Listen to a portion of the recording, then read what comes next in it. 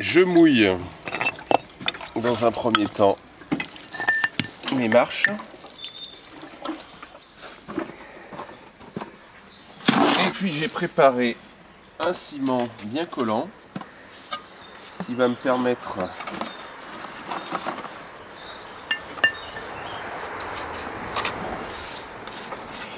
de sceller le premier rang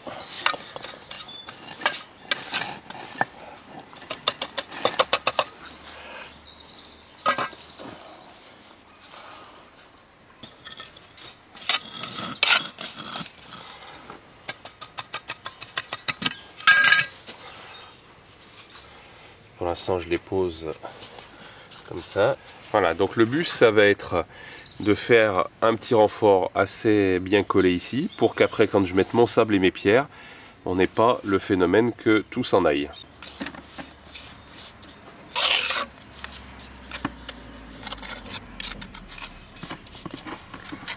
Voilà, je vais bien bourrer, faire mes joints, mon contrefort pour que ça tienne bien.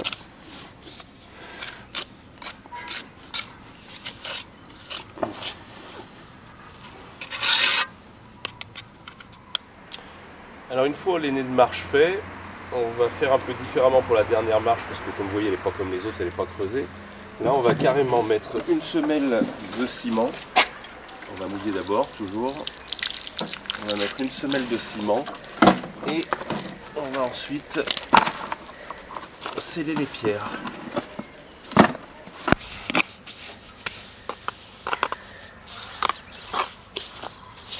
Donc on va mettre une bonne épaisseur de ciment bien gras.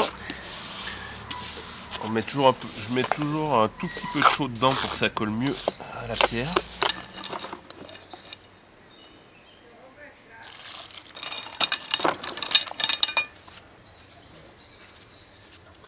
Et puis on va commencer donc l'habillage.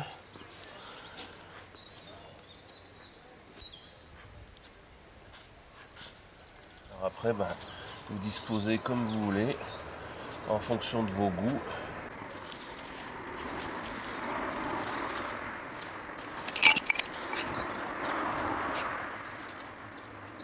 Et puis ensuite, on fera un calage donc de niveau dans ce sens et dans ce sens en tapotant et en remettant un peu du ciment éventuellement là où il en manque. Pour finir donc de bien mettre les pierres de niveau, je pose une planchette. Et puis je fais travailler, alors ça fait ressortir un peu le ciment dans les joints, c'est normal. Donc on va l'éliminer, soit maintenant, soit après, mais enfin autant en enlever le maximum maintenant, et puis après on enlèvera sur les carreaux quand ça commencera à sécher. Voilà, donc dans ce sens-là et dans ce sens-là pour respecter donc notre niveau. 12 heures se sont encore passées, on continue, et là maintenant on va faire la pose sur lit de sable. On peut se demander l'intérêt de faire une pose sur lit de sable et pourquoi pas faire du béton. La raison est simple, c'est que la pierre et le ciment, quand il fait froid ou quand il fait chaud, varient pas de la même façon. Ce qui fait que si on fait un béton complet, la pierre va pas bouger de la même façon, ça va se fendiller avec le gel, ça va s'abîmer. Je vais mettre déjà mon lit de sable, le lisser et le mettre de niveau.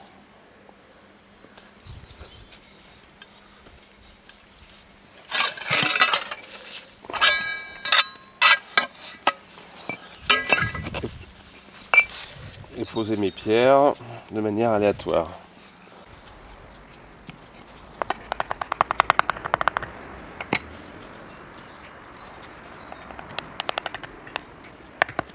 Une fois les motifs faits, comme on peut voir là, qu'on a bien tassé, qu'on a mis de niveau, on va remettre du sable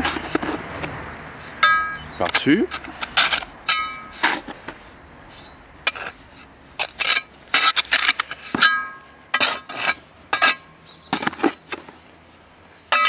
On va balayer, on va mouiller pour bien tasser le sable.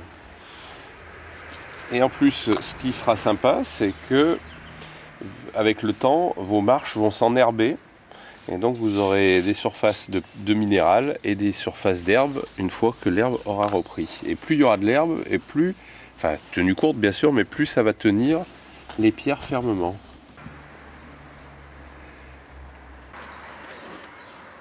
Et ben, il ne nous reste plus qu'à arroser pour bien tasser le sable, remettre du sable, et puis peut-être que je vais directement semer du gazon pour emmerber tout de suite. Et ben, je vous laisse vous amuser.